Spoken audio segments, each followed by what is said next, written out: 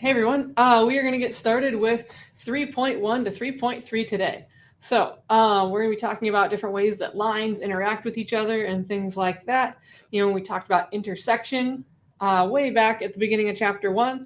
We're going to take a little bit of a deeper dive into that this chapter. So grab your notes. We're going to flip to that first page of notes and get started with 3.1 today. All right. So the first thing we're going to talk about today is the ways that different lines and planes can kind of interact with one another. So our first option are lines that look like this. So these two lines are laying down in the same plane. They are coplanar. These lines are called parallel lines. Notice they're going the same direction, they have like the same slope, and that they don't touch. They do not intersect at all, and they will never intersect. So that's parallel lines. Some notation for us here. If you see like a little arrow in the middle of a line and another arrow in the middle of another line, that's notation for those two lines being parallel to each other. They intersect at 0 points. Some more notation that we could see, if you see a second arrow and a second arrow, that's also another indicator that those two lines are parallel to each other. So if they have the same amount of arrows in the middle, they are parallel. There is an abbreviation for parallel. It's just two little parallel lines like that. So for instance, let's say that this was, I don't know, line L and line M. I could say line L is parallel to line M without having to write out the word parallel. So that's kind of a nice shorthand that we have. Okay, so that's parallel. The second kind that we have, these two lines could be coplanar or non-coplanar. These lines are called intersecting, which means that there is a place that they touch. This is probably the one that we're most familiar with because we already talked about intersecting lines in chapter 1. They intersect at one point. So we have intersecting lines. Okay. The third one might look a little funny because you're like, there's only one line in that picture. There's not two, right? But there are actually two lines sort of in that picture. Notice this line is kind of thick, whereas these ones are kind of thinner, like the line weight. These two lines in this picture are coplanar. They're actually the same line. They're like laying directly on top of each other. When you have two lines that are the same line, they are called coincident. What a coincidence. It means that they coincide. They're in the same place. They intersect at all of the points on their lines. So they intersect at an infinite amount of points.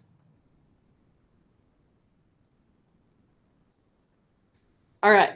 And then our last one, we've got some more lines going on here. We've got like a line that's sort of poking through a plane, and then we have a line that's laying down in the plane, and these two lines are not touching. So what's going on here? First off, these lines are non-coplanar because they're not laying in the same plane. These are called skew lines. S-K-E-W, skew. So skew is when you can kind of think, oh, they're askew. They're, going different directions. So they're going different directions. They're not parallel, but they're also not touching. So they intersect at 0 points. So if we think a little bit about these kinds of, different pictures and the different things we wrote about them, what do 1 and 4 have in common? So we look at 1 and 4. Well, one's coplanar, one's non-coplanar, so that's not the same. One's parallel, one's skew, so they're called different things. But they both intersect at 0 points. So for both of these, they do not intersect.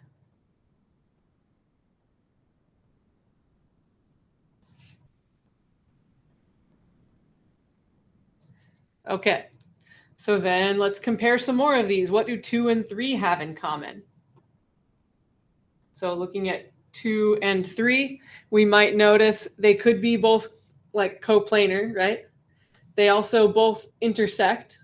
I would kind of lean towards talking about how they intersect. They intersect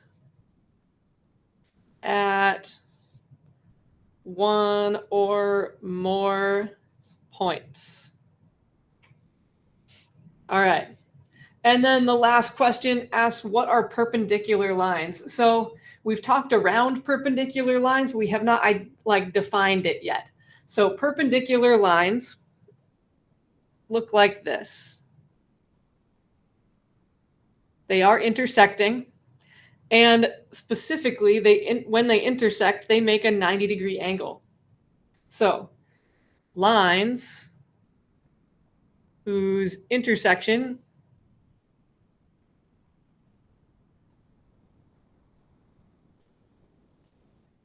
forms a 90-degree angle. And in fact, when you've got perpendicular lines, we've got 90 degrees here, and then also 90 degrees, 90 degrees, 90 degrees. All four of those angles are going to be 90 degrees.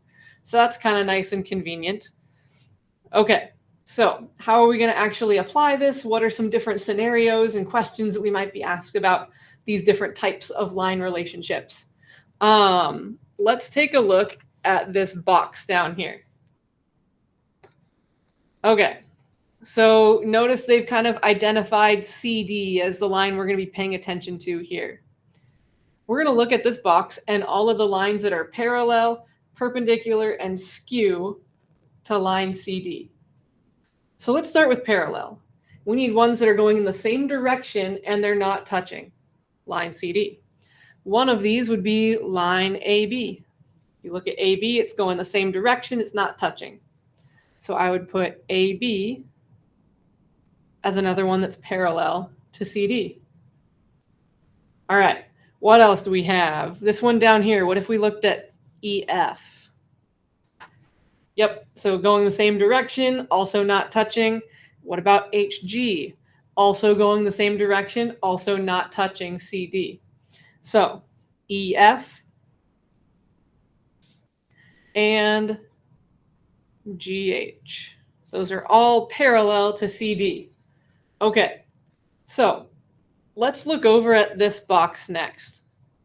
This one is asking you to look at things with GH. GH is down here. Take a moment, see if you can identify all the lines that are parallel to GH. There should be 3 of them. Go ahead and pause the video a second, see if you can identify them. Then unpause the video and we'll move on and check our work. Okay, hopefully you paused the video and gave it a try. If you did it correctly, you should get CD as one of them, AB for another, and EF for the last one. Okay, so those are all 3 that are parallel to GH. Now we're going to take a look back at this picture again, and we're going to identify lines that are skew to CD. We're going to look for lines that are skew to CD. And skew is sometimes a little harder to identify. So skew means not touching and not going in the same direction. So not parallel and not touching. So I'm looking for something that doesn't touch CD and is not parallel to it. One that I see would be like FG right here. FG. Because it's not going the same direction, but it also doesn't intersect. It doesn't have the letter C or D in it. So FG would be one. EH would be another. Again, it's not going the same direction, and it also doesn't have the letter C or D. All right, there's 2 more. At least. There's actually a few more than that, I think. Let's see. Yeah, we've got, oh yeah, because this picture has a slanted line. AH is one of them. Again, it's going a different direction. It's pointing up.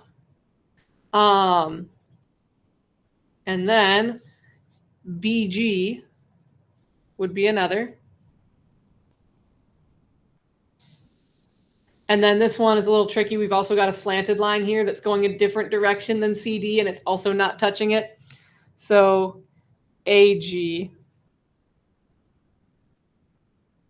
would be our last one there. Okay, so skew is not going to have the letter C or D in it, because it's not touching. And it's also not going the same direction, so it's not going to be any of our parallel lines. So let's go over here. Same thing with GH. There's going to be 4 lines that are skew to GH. So take a moment, pause the video, see if you can find them all, and then restart it and check your work. Okay, hopefully you did that. Let's check our work here. Skew to GH. We've got BC up here in the top. We've got AD also on the top. We've got AE over here on this side. And we have BF over there on the side as well. All right, those are all the lines that are skew to GH. Okay, last one. We're looking for lines that are perpendicular in this picture to CD. So perpendicular, since this is a box, all the corners are right angles. So perpendicular is basically going to be anything that's touching or intersecting with CD. So all these lines are going to have the letter C or the letter D in them. And we're basically going to name the rest of the lines in the picture. So let's get started. We've got DE right off the bat. We've got DE. We can also get AD. All right, those are the 2 lines that are connecting here at point D. Then we've got BC. And lastly, we have FC. Okay, so again, real quick, pause the video, see if we can identify all the lines that are perpendicular or intersecting with GH in this picture, and then restart. And we'll check our work. Okay, hopefully you did that. And now we're going to check our work. We should end up with FG,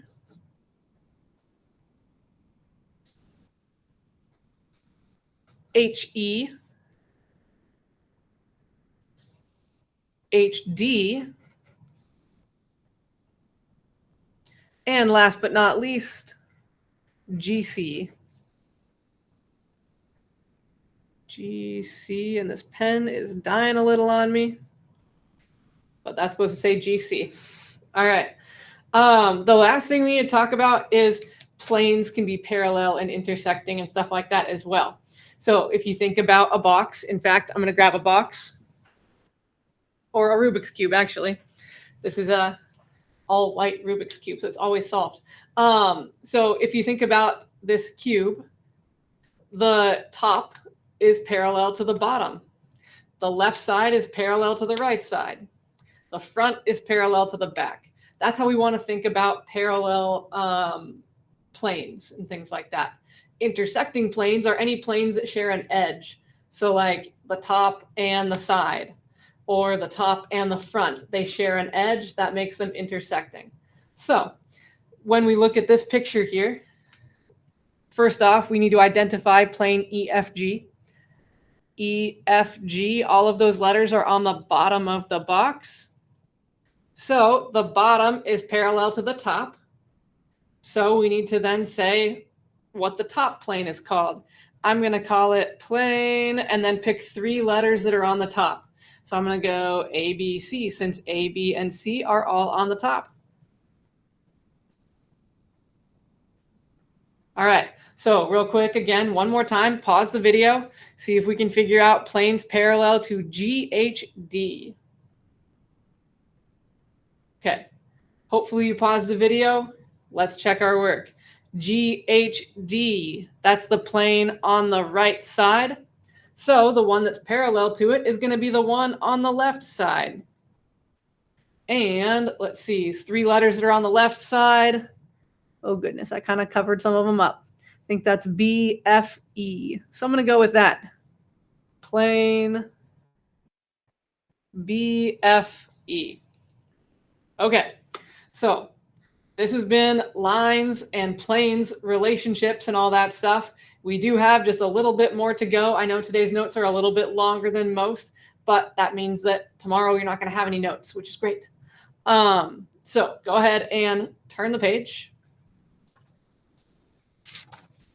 Okay, and lucky us, most of these are written. We're going to talk about pairs of angles and their relationship with lines now. Because you notice whenever you've got crossing lines, we've got angles that are formed when you have crossing lines.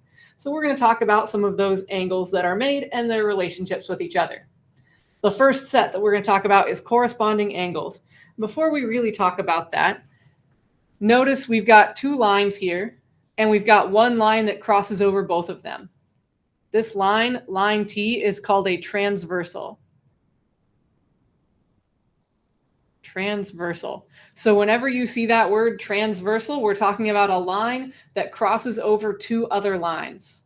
So a line that crosses over two other lines. So all of these pictures have that word transversal, or have a transversal on them. Okay, so corresponding angles are angles that have corresponding positions on the transversal. So if you think of a transversal as making two groups of angles, we've got the group here, these four angles, and we have a group down here.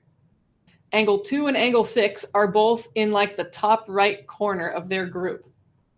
Angle 2 is in the top right corner of this group. Angle 6 is in the top right corner of that group. So when we think about angles that are both in the top right corner,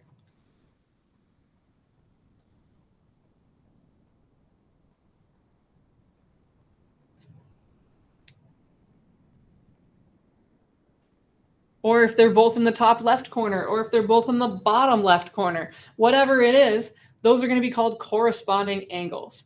So let's take a moment and jump down to the bottom here where it shows us a picture, and it wants us to label all the pairs of corresponding angles. In this picture, it just so happens that 2 and 6 are both the top right corner angles again. 2 and angle 6 are corresponding. But there's other corresponding angles in this picture. There's also 4 and 8, because those are both the bottom right corner. There's also angle 3 and 7, because those are the bottom left corner. And then there's 1 and 5, the top left corner. All right, so that's corresponding. So over here on part C, it asks you to do the corresponding angles for this one. So pause the video a second, see if you can find your 4 pairs of corresponding angles. Okay, hopefully you did. If you want to check your work, we should have 1 and 5, 3 and 7, 2 and 6, 4 and 8. Okay, so that's corresponding. Let's go back up to the top. Next, we're going to have alternate interior angles. So alternate interior, alternate is kind of like opposite. It means they're going to be on opposite sides of this transversal line. So they're not going to be on the same side. They're going to be on opposite sides. And then interior.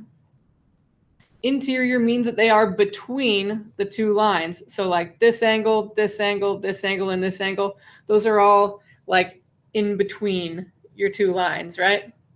So we're looking for opposite sides and inside. So 4 and 5 right here would be alternate interior angles. This is another pair right here of alternate interior angles. So opposite side, inside the lines. So let's go down to the bottom real quick. Alternate interior is what we're looking for next here. One example would be 2 and 7, because they are on opposite sides of this transversal, and they're inside these two lines. So angle 2 and angle 7. Another good example would be angle 4 and angle 5, opposite sides, inside these two lines. All right. We're going to jump up to one more pair first, alternate exterior. So again, alternate, opposite sides of the transversal.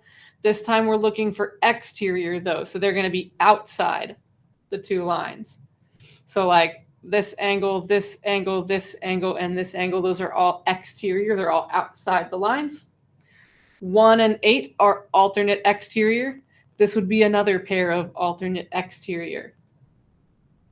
So if we come down here and now we're looking for alternate exterior angles, that means we're looking at ones like 3 and 6.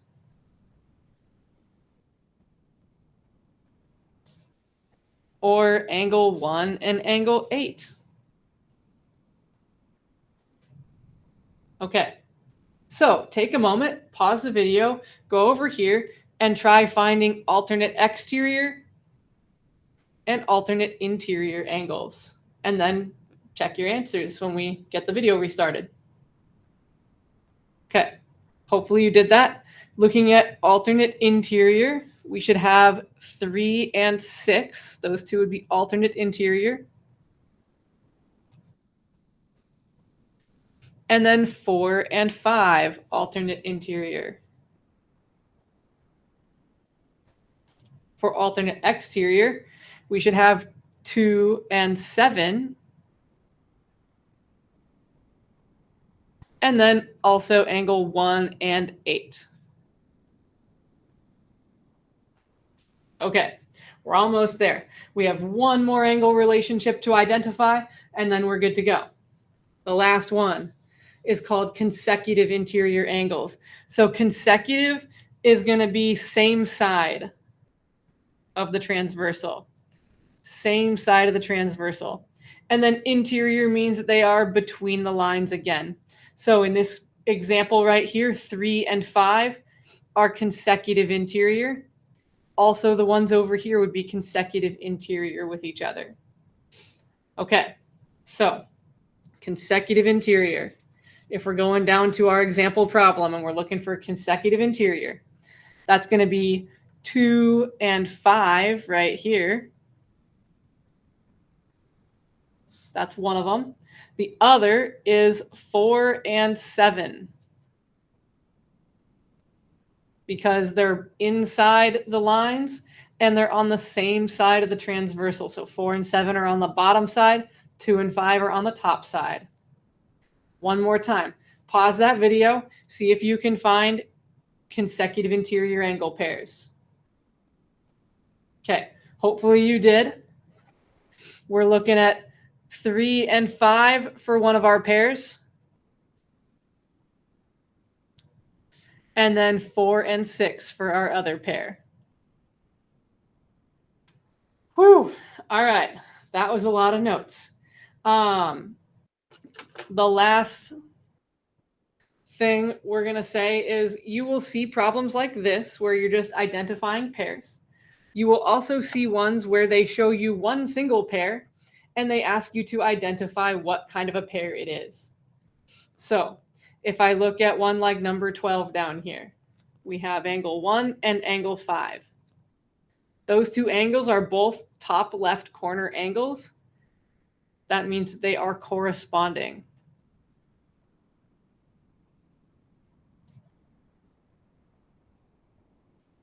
Corresponding. If I look at one like number 13, we've got 2 and 7 here. They are on opposite sides of the transversal, and then they are outside the two lines. So these are alternate because they're on opposite sides. And if you want to abbreviate alternate as like alt on your homework, that's okay. And then they are exterior because they're outside the lines. And also if you want to abbreviate exterior as like EXT, that's okay with me. Last one. They're on opposite sides of the transversal. So these are going to be alternate or alt. But these are inside the two lines. So they are interior. If you want to abbreviate it as int, that's fine with me. Okay. Let's take a look at our homework. So in the homework, go ahead and flip to this page. All right. We're going to circle which problems we're going to do really quick. We're going to do all 4 of these. So parallel planes parallel lines, intersecting lines, skew lines, things like that. On this one, we're going to do